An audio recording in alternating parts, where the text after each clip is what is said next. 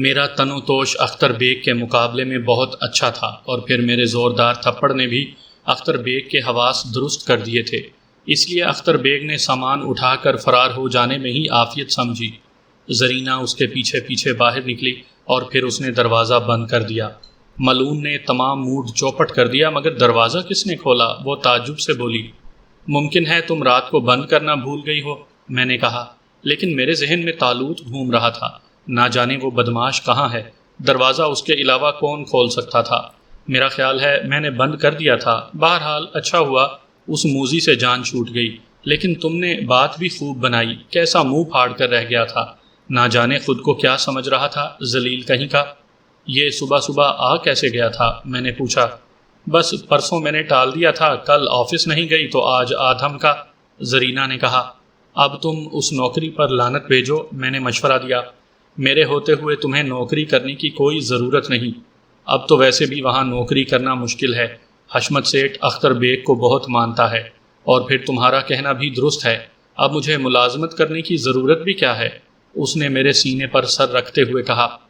ٹھیک ہے، مگر اب ناشتے کا بندوبست تو کرو، بھوک کے مارے میرا دم نکلا جا رہا ہے، جوڑ دکھ رہا ہے۔ زرینہ نے ایک انگڑائی لیتے ہوئے کہا۔ میں غسل کر سکتی ہوں۔ کر لو، میں دوسرے کمرے میں بیٹھا ہوں، میں نے کہا، اور پھر جب وہ باتھ روم میں چلی گئی تو میں جلدی سے باہر نکل آیا۔ تالوت، میں نے دانت بھینچ کر آواز دی۔ جانے تالوت، میرے کان کے نزدیک ہی آواز سنائی دی اور تالوت نمودار ہو گیا۔ اس کا چہرہ سرخ ہو رہا تھا اور ہونٹوں پر معنی خیز مسکراہٹ تھی۔ تو میرا خیال درست تھا، میں نے دانت پیستے ہوئے کہا۔ کون سا خیال؟ وہ بے نیازی سے بولا۔ میں تمہارا مطلب نہیں سمجھا۔ کال بیل بجنے پر دروازہ تم نے ہی کھولا تھا۔ ہاں، مہمان کو اندر آنے سے روکنا بد اخلاقی جو ہے، اور پھر جب میں نے دیکھا کہ وہ اختر بیگ ہے تو میرے ذہن میں خیال آیا کہ کیوں نہ میں تم دونوں کے ٹکراؤ کا دلچسپ تماشا دیکھوں۔ اس کا نتیجہ جانتے ہو؟ دیکھ تو لیا۔ ابھی کہاں؟ ابھی تو دیکھو گے۔ وہ بدبخت پولیس لے کر آ گیا تو کیا ہوگا؟ تالوت نے لاپرواہی سے شانے اچکا دیے۔ او، تم نہیں سمجھے تالوت، ہمیں ان جھگڑوں میں پڑنے کی ضرورت ہی کیا ہے؟ میں نے ہتھیلی پر گھونسا مارتے ہوئے کہا۔ لیکن میں ان تمام تفریحات سے لطف اندوز ہونا چاہتا ہوں، تم اس قسم کے معاملات مجھ پر چھوڑ دیا کرو، تالوت نے کہا، اور میں نے غصے سے آنکھیں بند کر لیں۔ چھوڑو ان باتوں کو میری جان، آؤ کمرے میں چلیں، تالوت نے کہا اور میرا بازو پکڑ کر ایک طرف بڑھ گیا۔ میں نے ایک کرسی پر گر کر آنکھیں بند کر لیں اور تالوت گراموفون کی طرف بڑھ گیا۔ یہ کیا ہے؟ اس نے ریکارڈ کو اٹھا کر دیکھتے ہوئے کہا۔ فضولیات، میں نے آنکھیں بند کیے کہا، اور تالوت گراموفون میں الٹ پلٹ کرتا رہا۔ کسی نہ کسی طرح اس نے اسے آن کر لیا اور ریکارڈ سے ایک نغمہ پھوٹ پڑا۔ میں نے تالوت کو اچھل کر ایک طرف پلٹتے دیکھا۔ اس کی آنکھیں حیرت سے پھیل گئی تھیں۔ پھر اس نے ایک گہری سانس لی اور میری طرف دیکھنے لگا۔ مجھے اس کا ہونک چہرہ دیکھ کر ہنسی آ گئی۔ اچھی چیز ہے، اس نے چند منٹ کے بعد مسکراتے ہوئے کہا۔ پھر وہ ایک کے بعد ایک دوسرا ریکارڈ بجاتا رہا اور میں کرسی پر آنکھیں بند کیے پڑا رہا۔ تھوڑی دیر کے بعد زرینہ کی آواز سنائی دی۔ عارف، آ جاؤ ڈارلنگ، ناشتہ تیار ہے۔ بس بند کرو، میں نے اٹھتے ہوئے کہا۔ ناشتہ تیار ہو گیا ہے۔ تم جاؤ، ناشتہ میرے لیے تھوڑی تیار ہوا ہے، تالوت نے کہا۔ بس ہم آج ہی یہاں سے چل دیں گے، میں اب زیادہ فضولیات برداشت نہیں کر سکتا۔ بھلا یہ بھی کوئی بات ہے کہ میں تمہارے ساتھ ناشتہ تک نہیں کر سکتا؟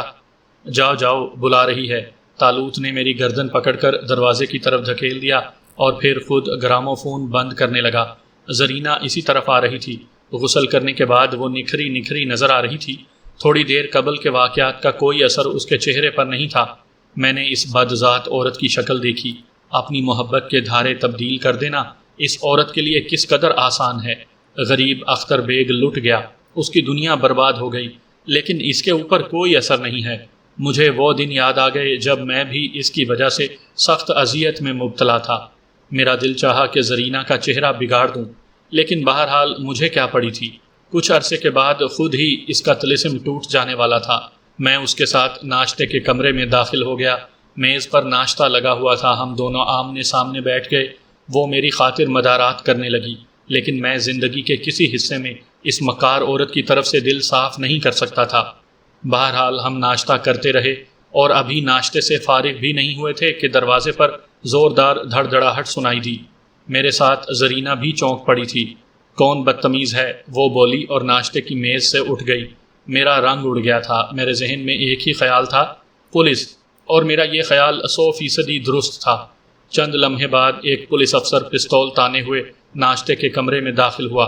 اس کے پیچھے 2 کانسٹیبل زرینہ کے بازو پکڑے ہوئے تھے اور زرینہ کے چہرے پر ہوائیاں اڑ رہی تھیں۔ پولیس کو دیکھ کر میرا بدن بھی کانپنے لگا تھا۔ تھوڑی دیر کے لیے میں تالوت کی تسلیاں بھول گیا۔ میں نے کرسی سے اٹھنے کی کوشش کی لیکن میری ٹانگیں جواب دے گئی تھیں۔ ہتھ کڑیاں ڈال دو اس بدماش کو، خرانٹ پولیس آفیسر نے کہا، اور پھر زرینہ کی طرف دیکھ کر بولا، اور کون ہے یہاں؟ کوئی نہیں، میری بوڑھی ماں تھی جو ایک رشتہ دار کی یہاں چلی گئی ہے، زرینہ نے جواب دیا۔ ہاں، تاکہ تم خوب رنگ رلیاں منا سکو۔ تم نے ایک خطرناک مجرم کو پناہ دی ہے، تمہارے لیے یہی کافی ہے، اب جیل جانے کے لیے تیار ہو جاؤ۔ خود مجھے جرم پر اکسانے والی یہی عورت ہے انسپکٹر، میں نے لرزتی آواز میں کہا۔ دونوں کو دیکھ لیا جائے گا، انسپکٹر نے کہا، اور زرینہ کی خوف اور حیرت سے پھٹی ہوئی آنکھوں کو دیکھ کر اپنے گرفتار ہونے کا خوف میرے دل سے جاتا رہا۔ میں زرینہ کی زندگی برباد کر چکا تھا، میرا انتقام پورا ہو چکا تھا، یہ میری زندگی کے حسین ترین لمحات تھے۔ یہ ایک بہت بڑے نواب کا بیٹا ہے انسپکٹر، تم زرینہ کے منہ سے نکلا، اور تم اس نواب کی بہو بیگم ہو، کیوں؟ انسپکٹر نے مضحکہ اڑانے والے انداز میں کہا۔ اتنی دیر میں سپاہی میرے ہاتھوں میں ہتھکڑیاں ڈال چکے تھے، پھر وہ مجھے لیے ہوئے باہر نکل آئے۔ یہاں میں نے اختر بیگ کو دیکھا جس کی آنکھوں سے انتقام کی چنگاریاں اڑ رہی تھیں۔ مجھے تم سے کوئی شکایت نہیں ہے اختر بیگ، میں اس تھپڑ کی بھی معافی چاہتا ہوں جو میں نے تمہارے گال پر لگایا تھا۔ اصل میں میں تمہیں اس عورت کی اصلیت دکھانا چاہتا تھا جس نے میری زندگی برباد کی ہے، میں نے اختر بیگ سے کہا۔ لے چلو اس عورت کو، انسپکٹر نے کہا، اور سپاہی زرینہ کو گھسیٹنے لگے جو میرے الفاظ پر نیم مردہ سی ہو گئی تھی۔ پھر ہم دونوں کو پولیس کی بند گاڑی میں بٹھایا گیا۔ زرینہ کے تمام پڑوسی جمع ہو گئے تھے اور اس کے بارے میں چہ مگوئیاں ہو رہی تھیں۔ آوارہ تھی، الو کی پٹھی، ایک نہ ایک دن یہ تو ہونا ہی تھا۔ اپنے آشنا کے ساتھ پکڑی گئی۔ بہت سی آوازیں ہمارے کانوں میں پڑیں اور پھر گاڑی آگے بڑھ گئی۔ زرینہ کا رنگ سفید پڑ گیا تھا، وہ نیم بے ہوشی کے عالم میں تھی اور بار بار پھٹی ہوئی نگاہوں سے مجھے دیکھنے لگتی تھی۔ اسے یقین نہیں آ رہا تھا کہ میں نے اس سے اتنا زبردست انتقام لیا ہے۔ وہ اب کہیں کی نہیں رہی تھی، شاید ملازمت سے بھی نکال دی جائے گی۔ پولیس کے شکنجے سے تو خیر بآسانی نکل سکتی تھی کیونکہ اس نے کوئی سنگین جرم نہیں کیا تھا، لیکن فلیٹ کے قرب و جوار کے لوگ اب اسے اس فلیٹ میں نہ رہنے دیں گے، اور اختر بیگ، وہ تو شاید اس کے منہ پر تھوکنا بھی پسند نہ کرے۔ ٹھیک ہے بھی اسی قابل، میں نے نفرت سے سوچا، کمینی، ذلیل، بدذات کہیں کی۔ گاڑی پولیس اسٹیشن کی عمارت میں پہنچ کر رک گئی اور ہم دونوں کو نیچے اتارا گیا۔ پھر زرینہ کو تو کہیں اور لے جایا گیا اور مجھے ڈی ایس پی کے آفس میں پہنچا دیا گیا۔ انسپکٹر نے ڈی ایس پی کو میرے بارے میں رپورٹ پیش کی۔ خوب، تو یہ حضرت پکڑے ہی گئے۔ سنا ہے کہ انہوں نے اس شہر میں تو بڑے کارنامے دکھائے تھے جہاں انہیں رقم سمیت پکڑا گیا تھا۔ اب یہی اس آدمی کے بارے میں بھی بتا سکیں گے جس نے پولیس کے سامنے خود کو ایک تاجر ظاہر کیا تھا اور جو ان کا ہم شکل تھا، ڈی ایس پی نے گردن ہلاتے ہوئے کہا۔ پھر انسپکٹر کی طرف رخ کر کے بولا، فی الحال اسے لاک اپ میں بند کر کے خصوصی گارڈ لگا دو، اس کے بعد مزید کارروائی کی جائے گی۔ اور مجھے لاک اپ میں بند کر دیا گیا۔ یہ بے عزتی میرے لیے غیر متوقع نہیں تھی اور نہ ہی اب مجھے اس کی پرواہ تھی۔ البتہ زرینہ کی شکل رہ رہ کر یاد آ رہی تھی۔ متضاد کیفیات تھیں میرے دل میں، کبھی اس کی بے بسی پر رحم کے جذبات بھی ابھرنے لگتے تھے، کبھی اس پر غصہ آنے لگتا تھا، لیکن میں نے رحم کے جذبات کو سختی سے دبا دیا۔ وہ بے وفا اسی قابل تھی، وہ صرف ایک زر پرست عورت ہے جس کی نگاہ میں عزت و عصمت کی کوئی قیمت نہیں۔ کوئی بھی نوجوان اس کے لیے اختر بیگ یا عارف ہو سکتا ہے، بشرط یہ کہ اس کی جیبیں بھری ہوئی ہوں۔ پورا دن لاک اپ میں گزر گیا۔ شام کو 5 بجے ڈی ایس پی کے دفتر لے جایا گیا جہاں بہت سے پولیس افسر موجود تھے۔ ڈی ایس پی نے میرے ساتھ بڑا نرم سلوک کیا، مجھے چائے منگوا کر پلائی اور پھر مجھ سے پوچھا، کیا تمہارا تعلق کسی باقاعدہ گروہ سے ہے؟ مجھے ہنسی آنے لگی، لیکن پولیس والوں کے بارے میں میں بہت کچھ سن چکا تھا۔ اس ہنسی پر میں اپنے دانتوں سے بھی محروم ہو سکتا تھا۔ چنانچہ میں نے خود کو سنبھالا اور صاف لہجے میں کہا، میرا تعلق کسی گروہ سے نہیں ہے جناب، صرف اس عورت کی بے وفائی کا شکار ہو کر یہ جرم کر بیٹھا ہوں جسے میرے ساتھ گرفتار کیا گیا ہے۔ بے وفائی؟ لیکن اس کے دوست اختر بیگ نے تو تمہیں اس کے ساتھ قابل اعتراض حالت میں دیکھا تھا۔ ہاں، وہ زر پرست عورت ہے، میں نے اس کا منہ دولت سے بھر دیا تو وہ میری ہو گئی۔ لیکن مسٹر عارف، تم نے سیٹھ حشمت کی فرم سے جو رقم حاصل کی تھی وہ تو دستیاب ہو گئی، مزید دولت حاصل کرنے کے لیے تم نے کیا کیا تھا؟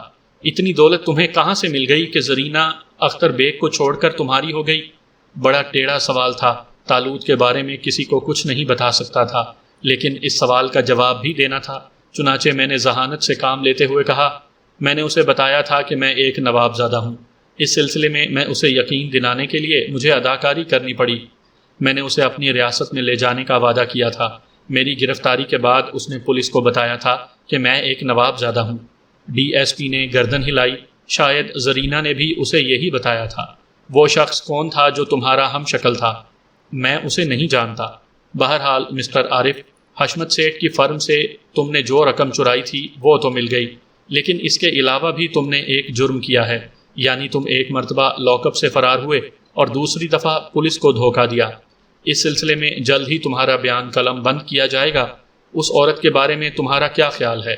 میں بتا چکا ہوں کہ اس کی بے وفائی سے بد دل ہو کر میں نے جرم کیا۔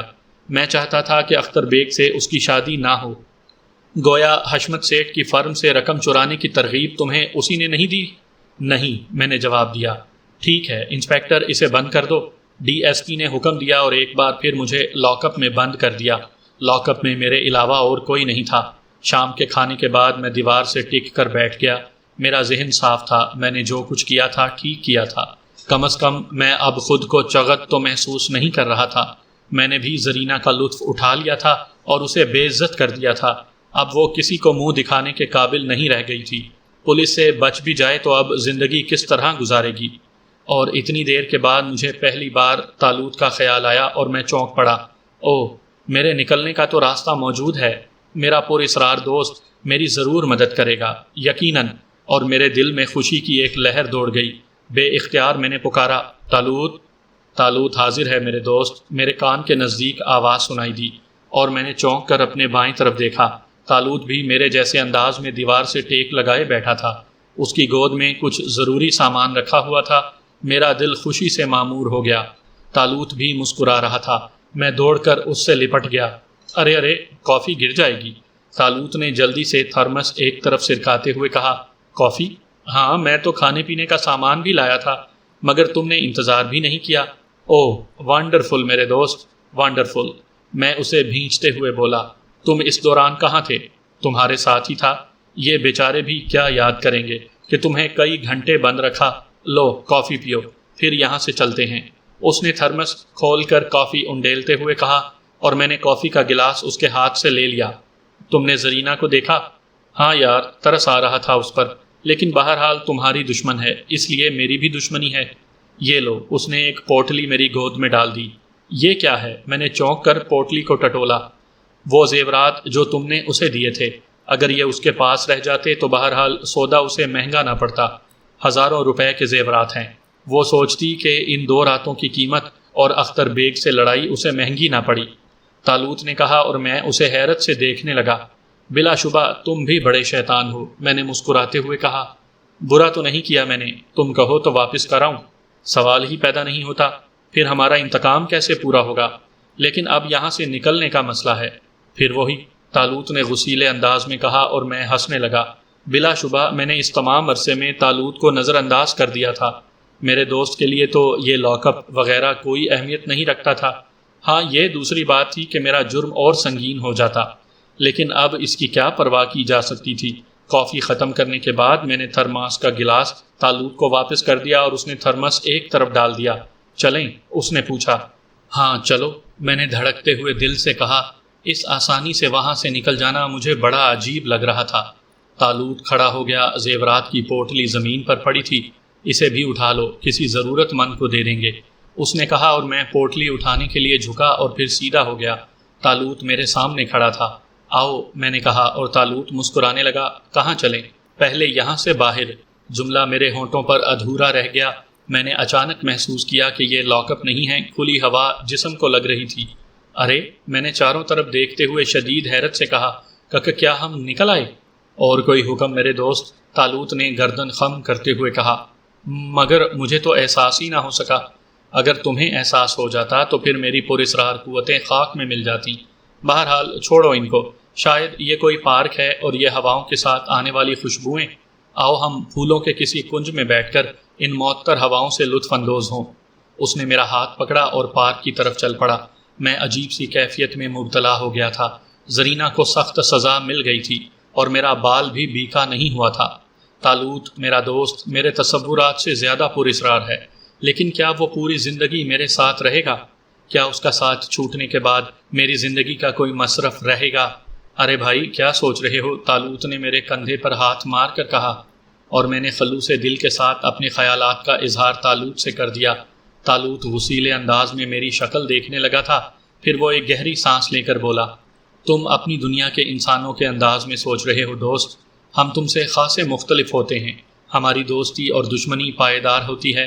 میں نے تمہیں دوست بنایا ہے، پوری زندگی تمہارے ساتھ رہوں گا۔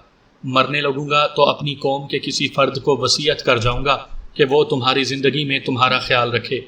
تمہارے ساتھ میرے لمحات دلکش گزر رہے ہیں۔ میں وعدہ کرتا ہوں کہ تمہاری دوستی کو زندگی کے کسی حصے میں فراموش نہیں کروں گا، لیکن میرے اس وعدے کے ساتھ تمہیں بھی ایک وعدہ کرنا ہوگا۔ کیا؟ میں نے خوشی سے پوچھا۔ گو میں آتشی ہوں، اس کے باوجود غلطیوں سے مبرہ نہیں ہوں۔ مجھ سے تمہاری دل شکنی بھی ہو سکتی ہے، ایسے موقعوں پر تم ایک مہربان دوست کی طرح میری غلطی کو نظر انداز کر دو گے۔ میں وعدہ کرتا ہوں کہ ایسا ہی کروں گا۔ تمہیں ایک اور وعدہ کرنا پڑے گا۔ وہ کیا؟ اس وقت کے بعد ذہن سے ہر تشویش، ہر خوف نکال دو گے۔ میں تمہیں کبھی اداس نہ دیکھوں۔ ٹھیک ہے، یہ بھی منظور ہے، میں نے مسکراتے ہوئے کہا۔ خوش رہو اور زندگی کا ہر لطف انسانیت کے دائرے میں رہ کر حاصل کرو، تاکہ جب موت آئے تو خوشی سے جان دو۔ ٹھیک ہے طالوت، آج کے بعد سے تردد ختم، میں نے کہا، اور طالوت نے مسکراتے ہوئے میرا ہاتھ پکڑ لیا۔ اب آئندہ پروگرام پر غور کرو۔ اس دیس کی فضائیں مجھے راس نہیں آئیں گی طالوت، یہاں سے میری بہت سی یادیں وابستہ ہیں، اس ملک سے میرا جی بھر گیا ہے، کیوں نہ یہاں سے کہیں اور چلا جائے؟ طالوت نے میرا فکرہ اچک لیا۔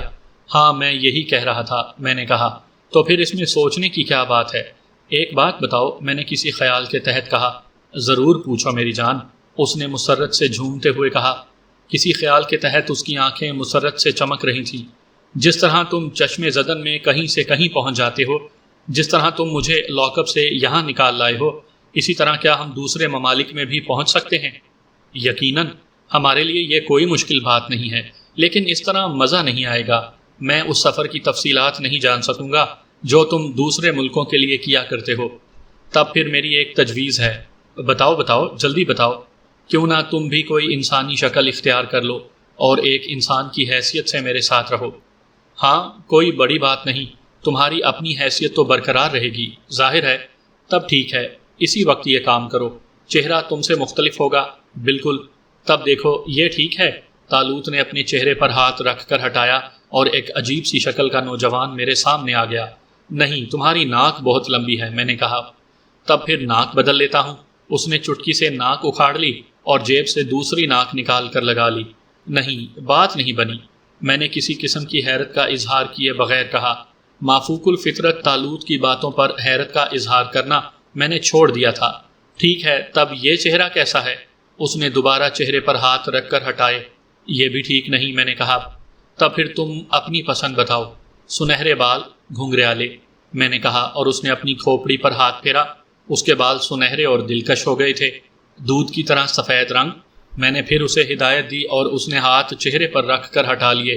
اب بغیر خد و خال کا ایک سپاٹ چہرہ میرے سامنے تھا، جس پر سنہرے گھنگریالے بال لہرا رہے تھے۔ آگے بولو، طالوت کی آواز سنائی دی۔ روشن آنکھیں، بڑی بڑی بادامی ڈیزائن کی، جن کی پتلیوں میں نیلاہٹ ہو، اور اسپاٹ چہرے پر دو حسین آنکھیں جگمگانے لگیں۔ ستواں ناک، خوبصورت ہونٹ، بیضوی ٹھوڑی، بھرے بھرے گال۔ میں بولتا گیا اور چند لمحات کے بعد ایک وجیح نوجوان میرے سامنے کھڑا تھا، ایک خوبصورت آئیڈیل۔ میں اسے مکمل ہو جانے کے بعد دیکھتا رہ گیا اور پھر میں نے گردن ہلاتے ہوئے کہا، بالکل ٹھیک، اب تم جچ رہے ہو۔ اب کیا کروں؟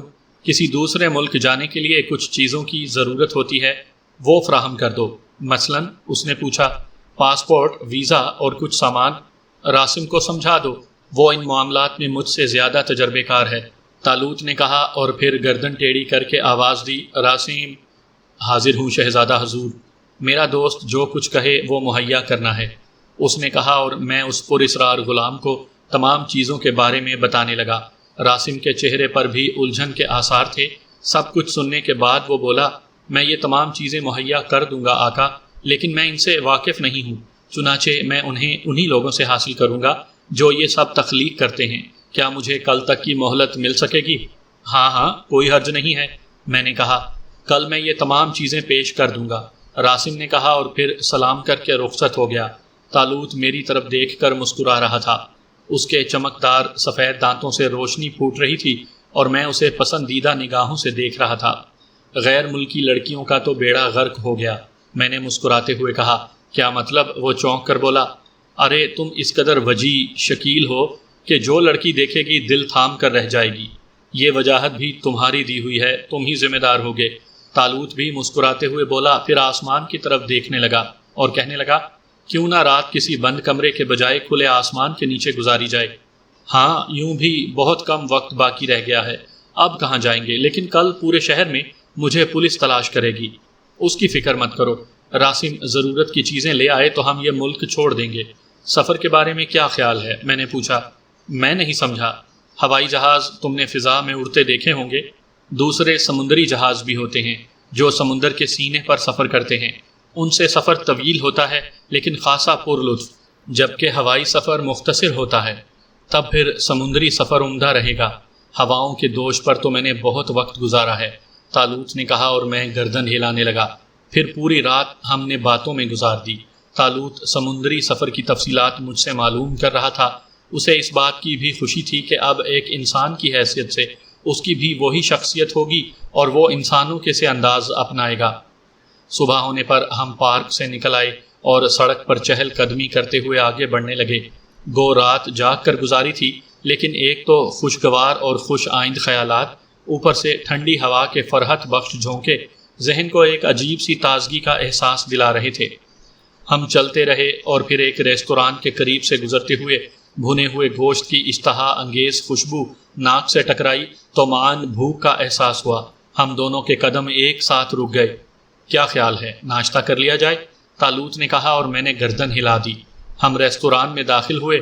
واش بیسن پر جا کر ہم نے منہ دھوئے اور پھر چہرے تولیے سے خشک کر کے میز پر آ بیٹھے۔ ریستوران کے سب سے پہلے گاہک ہم ہی تھے۔ بھنے ہوئے مرغ اور تندوری پراٹھے سامنے آ گئے اور کھانے کا لطف ہی آ گیا۔ ناشتہ کرنے کے بعد طالوت نے بل ادا کیا اور پھر ہم باہر نکل آئے۔ اب صرف راسم کا انتظار تھا، لیکن نہ جانے اسے کتنی دیر لگے، نہ جانے راسم پاسپورٹ وغیرہ کس انداز سے حاصل کرے گا۔ میں سوچ رہا تھا۔ بہرحال یہ بات طالوت سے پوچھنے کی چنداں ضرورت نہیں تھی۔ کیوں نہ بندرگاہ کی سیر کی جائے، یہ بھی معلوم کر لیں گے کہ کون سا جہاز کب اور کہاں جا رہا ہے۔ میں نے تجویز پیش کی۔ تو اس میں پوچھنے کی کیا ضرورت؟ طالوت نے جواب دیا اور میں ایک گزرتی ہوئی ٹیکسی کو روکنے لگا۔ ٹیکسی ہمارے قریب پہنچ گئی اور میں نے ڈرائیور سے بندرگاہ چلنے کے لیے کہا۔ شاید تمہارے پاس کرنسی ختم ہو گئی ہے؟ ٹیکسی میں طالوت نے میرے کان میں سرگوشی کی۔ ہاں، لاک اپ میں داخل کرتے وقت پولیس نے میری تلاشی لی تھی اور سب کچھ دھروا لیا تھا۔ تب یہ رکھ لو۔ اس نے چھوٹے نوٹوں کی 2 گڈیاں میری جیب میں ٹھونس دیں اور میں ایک گہری سانس لے کر سڑک پر دیکھنے لگا۔ روزمرہ کے کام شروع ہو چکے تھے، ہر شخص اپنی دھن میں مگن تھا۔ ہم بندرگاہ کے علاقے میں پہنچ گئے اور پھر ٹیکسی کو بل ادا کر کے اندر داخل ہو گئے۔ میں طالوت کو لے کر اس علاقے کی طرف چل دیا جہاں سے جہازوں کا نظارہ کیا جاتا تھا۔ طالوت بڑی دلچسپی سے دیو پیکر جہازوں کو دیکھتا رہا۔ تمہاری دنیا میں زندگی گزارنا سخت مشکل ہے، یہاں زندگی گزارنے کے لیے سخت محنت کرنی پڑے گی، اور میں سمجھتا ہوں یہ زندگی کو خراج ہے۔ محنت میں عظمت ہے اور تم لوگ واقعی بہت محنت کرتے ہو۔ جد و جہد انسان کو مصروف رکھتی ہے اور دن کے لمحات آسانی سے گزر جاتے ہیں۔ اس کے برعکس ہمارے مسائل محدود ہیں، ہمیں سب کچھ آسانی سے مہیا ہو جاتا ہے، اس لیے ہمارے ہاں کی زندگی پر جمود طاری ہے۔ درست ہے، لیکن انسان کسی طور خوش نہیں ہے۔ خوش ہونا چاہیے، اسے بہت کچھ کرنے کا موقع ملتا ہے۔ سمندر کے سینے پر چلنے والے یہ جہاز، اگر انسان کو سمندر پر چلنے کی قوت حاصل ہوتی تو وہ جہاز کیوں بناتا؟ لیکن دیکھو کیسے خوبصورت جہاز بنائے گئے ہیں۔ آؤ ان میں سے کسی جہاز کو اندر سے دیکھیں۔ اس طرح اجازت نہیں ملے گی۔ اجازت کی ضرورت ہی کیا ہے، طالوت نے کہا اور میری آنکھوں پر ہاتھ رکھ دیا، اور پھر جب اس کا ہاتھ ہٹا تو ہم ایک خوبصورت جہاز کے عرشے پر کھڑے تھے۔ میں نے ایک گہری سانس لی اور پھر طالوت کے ساتھ جہاز کی سیر کرنے لگا۔ اس وقت ہم لوگوں کی نگاہوں کے سامنے تھے اور میں سوچ رہا تھا کہ کسی نے باز پرس کر لی تو کیا جواب دیا جائے گا، لیکن خوش قسمتی ہی تھی کہ کسی نے خاص طور سے ہماری طرف توجہ ہی نہیں دی تھی۔ جہاز کے خلاصی اپنے کاموں میں مصروف تھے۔ انہوں نے سوچا کہ ہم کوئی حیثیت ہی رکھتے ہوں گے جو جہاز پر پہنچ گئے ہیں۔ ہم نے جہاز کے آرام دہ کیبن دیکھے اور طالوت نے اس پورے ماحول کو بے حد پسند کیا۔ ہم اسی جہاز سے سفر کریں گے، اس نے کہا۔ تب آؤ شیڈول میں دیکھتے ہیں کہ یہ جہاز کب روانہ ہوگا۔ کہاں؟ واپس خشکی پر چلیں؟ طالوت نے پوچھا۔ ظاہر ہے، بس تو پھر آنکھیں بند کرو، وہ بولا اور میں نے آنکھیں بند کر لیں۔ جسم کو ذرا سے جھٹکے سے یا ٹانگوں کو ہلکی سی جنبش کا احساس بھی نہیں ہوا، اور آنکھیں کھولیں تو اسی جگہ تھے جہاں سے جہاز پر گئے تھے۔ بہرحال مجھے اب اس بات پر حیرت نہیں ہوتی تھی، میرا دوست انوکھی قوتوں کا شہنشاہ تھا، اس کے لیے سب کچھ ممکن تھا۔ ہم اس علاقے کی طرف بڑھ گئے جہاں چارٹ میں جہازوں کی آمد اور روانگی کی تفصیلات درج تھیں۔ جس جہاز پر ہم گئے تھے اس کا نام SB پیسہ تھا، فرانسیسی تجارتی کمپنی کا جہاز تھا۔ میری نگاہوں میں فرانس کی کہانیاں گھوم گئیں، حسین اور زندہ دل لوگوں کا حسین ملک، جسے میں نے انگریزی فلموں میں دیکھا تھا یا اس کے بارے میں کتابوں میں پڑھا تھا۔ خود میری کبھی اتنی استطاعت نہیں تھی کہ اس ملک کی سیر کے بارے میں سوچ بھی سکوں، لیکن اب مجھے احساس ہو رہا تھا جیسے اس جہاز سے سفر میرے لیے ناممکن نہ ہو، پیرس کی حسین سڑکیں میرے قدموں سے دور نہ ہوں۔ میں نے طالوت کا ہاتھ پکڑ لیا۔ ہم فرانس چلیں گے طالوت؟ کیا مطلب؟ طالوت نے حیرت سے پوچھا۔ اس جہاز سے سفر نہیں کرو گے؟ اسی سے کریں گے، یہ فرانس جا رہا ہے۔ اوہ، کسی شہر کا نام ہے؟ نہیں، ملک کا۔ کیا بہت خوبصورت ملک ہے، دیکھنے کے قابل؟ تو پھر چلو نا۔ ایسے نہیں میرے دوست، پاسپورٹ آ جانے دو، کل کا دن بھی ہمیں یہیں گزارنا ہے۔ یہ جہاز پرسوں جائے گا اور اس دوران فرانس کا ویزا وغیرہ بھی حاصل کرنا ہوگا۔ راسم سب کام کر لے گا، لیکن کیا ہم اس جہاز کو آج جانے پر مجبور نہیں کر سکتے؟ طالوت نے کہا۔ 2 دن انتظار کر لو، اس کے بعد ہم اس دلچسپ سفر کا آغاز کریں گے۔ تب پھر یہ 2 دن کہاں گزارو گے؟ کسی خوبصورت سے ہوٹل میں نے جواب دیا۔ ٹھیک ہے، طالوت نے رضامندی کا اظہار کر دیا، اور تھوڑی دیر کے بعد ہم ایک ٹیکسی لے کر واپس چل پڑے۔ اس بار بھی ہم نے ایک خوبصورت سے ہوٹل کا انتخاب کیا تھا۔ ہوٹل میں ہم شہنشاہوں کے سے انداز میں داخل ہوئے۔ گو ہمارے ساتھ کوئی سامان نہیں تھا، لیکن بیروں اور اسٹیورڈوں کو ہم نے اتنا ٹپ دیا کہ ہم بے تاج شہنشاہ مانے جانے لگے۔ بیرے ہماری خدمت میں مصروف ہو گئے۔ میں نے اپنے کمرے سے ملحقہ باتھ روم میں غسل کیا اور پھر آرام دہ مساری پر آ بیٹھا۔ طالوت غسل خانے میں چلا گیا تھا۔ مساری پر لیٹتے ہی مجھے نیند آ گئی اور میں دوپہر کے 2 بجے تک سوتا رہا۔ پھر میری جب آنکھ کھلی تو طالوت ایک کرسی پر نیم دراز کچھ سوچ رہا تھا۔ تم سوئے نہیں؟ میں نے اس سے پوچھا۔ ضرورت ہی نہیں محسوس کی، مگر بھوک شدت سے لگ رہی ہے۔ اوہ، تم نے کھانا کھا لیا ہوتا، میں نے جلدی سے اٹھتے ہوئے کہا۔ گھنٹی بجا کر بیرے کو بلایا، کھانے کا آرڈر دیا اور باتھ روم میں چلا گیا۔ پھر جب واپس آیا تو طالوت کھانے کی میز پر میرا انتظار کر رہا تھا۔ کھانے کے دوران اس نے بتایا کہ راسم کاغذات وغیرہ دے گیا ہے۔ کہاں ہیں؟ میں نے پوچھا اور اس نے ایک طرف اشارہ کر دیا۔ کھانے کے بعد میں نے کاغذات دیکھے اور حیرت سے اچھل پڑا۔ ارے، اس میں تو بین الاقوامی ویزا بھی موجود ہے۔ میں نے بعد میں راسم کو ہدایت کر دی تھی۔ کوئی ایسا کام بھی ہے طالوت جو تم نہ کرا سکو؟ میں نے مسکراتے ہوئے پوچھا۔ بہت سے ایسے کام ہیں جو میرے بس سے باہر ہیں، طالوت نے لاپرواہی سے کہا، اور میں کچھ سوچنے لگا۔ بس تو آج اس جہاز کے ٹکٹ حاصل کر لیے جائیں۔ ٹکٹ کیا ہوتے ہیں؟ رقم ادا کر کے کیبن بک کرائے جاتے ہیں، جیسے ہم نے ہوٹل میں کمرہ لیا ہے۔ تب پھر تیاری کرو، ایسا نہ ہو کہ یہ کام رہ جائے، طالوت نے کہا، اور میں بال وغیرہ درست کرنے لگا۔ پھر ہم نیچے اتر آئے۔ ایک ٹیکسی کر کے ہم شپنگ کمپنی کے دفتر روانہ ہو گئے۔ میں نے دفتر میں بکنگ مینیجر سے ملاقات کی اور ہمیں فرسٹ کلاس کیبن بک کرانے میں کوئی دقت پیش نہیں آئی۔ دولت سے کیا نہیں ہو سکتا۔ شام ہو چکی تھی، ہم بازار میں نکل آئے۔ سفر کے لیے زوردار خریداری کرنی تھی، اور پھر ایک بھرے بازار کے فٹ پاتھ پر شام کے اخبارات میں نے اپنی تصویر دیکھی جو پہلے صفحے پر شائع ہوئی تھی۔ میرے جسم میں سنسنی کی ایک لہر دوڑ گئی۔ طالوت، میں نے طالوت کا شانہ دبایا۔ وہ چونک پڑا۔ ادھر دیکھو، میں نے فٹ پاتھ پر اخباروں کے ڈھیر کی طرف اشارہ کیا اور وہ چونک کر میری تصویر دیکھنے لگا۔ پھر اس نے آگے بڑھ کر اخبار اٹھا لیا اور ہاکر کو پیسے دے کر میرے قریب آ گیا۔ کیا لکھا ہے پڑھو۔ خطرناک مجرم ایک بار پھر پولیس کی آنکھوں میں دھول جھونک کر لاک اپ سے فرار ہو گیا۔ بڑی سرخی تھی، اس کے نیچے عارف جمال کی تفصیلی خبر تھی، پولیس افسروں کے بیانات تھے۔ عارف جمال کو ایک خطرناک مجرم قرار دیا گیا تھا جو انتہائی چالاک اور پر اسرار تھا۔ پولیس نے دعویٰ کیا تھا کہ وہ بہت جلد مجرم کو دوبارہ گرفتار کر لے گی اور اس بار وہ پولیس کو جل نہیں دے سکے گا۔ طالوت یہ خبر سن کر مسکرانے لگا۔ مسکرا رہے ہو؟ میری جان پر بنی ہوئی ہے، کاش جہاز آج رات ہی روانہ ہو سکتا۔